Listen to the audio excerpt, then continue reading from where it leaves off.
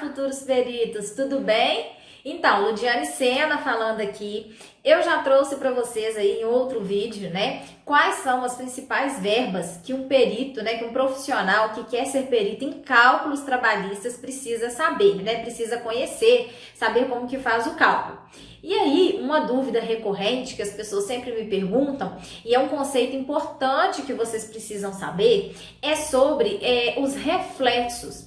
Então, todas as sentenças, né, ou quando você vai fazer uma petição inicial também, se você estiver atuando como assistente técnico, né, o advogado, ele vai solicitar a verba principal. Então, por exemplo, vai solicitar lá as horas extras e os reflexos daquela verba. Mas o que são esses reflexos, Ludiane? Então, muitas vezes a gente vê isso na sentença, a pessoa vê quem está começando, mas não sabe, não consegue entender exatamente o que são os reflexos. Então, os reflexos, gente, funcionam da seguinte maneira.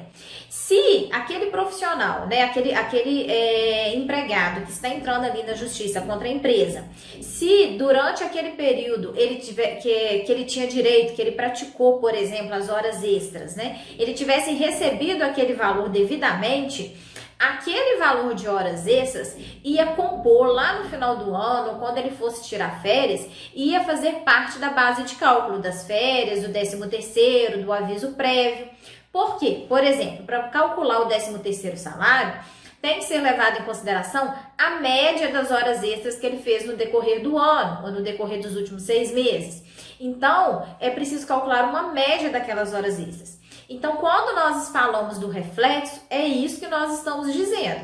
Então, se o juiz, se na petição inicial está solicitando horas extras e os reflexos, ou se na sentença o juiz deferiu as horas extras e os reflexos, é isso que vai ser calculado. Então, vai calcular ali o valor principal da verba, ou seja, das horas extras, e vai calcular quanto que aquele valor vai refletir no 13º, nas férias, no repouso semanal remunerado. Aí vai depender, né? Vai depender do que o advogado está solicitando, se for petição inicial, ou vai depender do que foi deferido na sentença.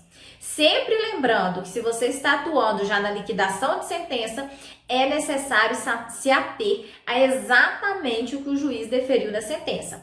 Então, se lá na sentença ele falou que as horas extras vão refletir, né, que vai calcular reflexo apenas em férias, você tem que calcular apenas em férias, não pode calcular em 13º também, tá certo, pessoal? Então, quando a gente fala de reflexos, é isso que nós estamos falando. Espero que vocês tenham gostado, que tenha sido uma informação útil aí para vocês que estão começando nessa área, tá certo?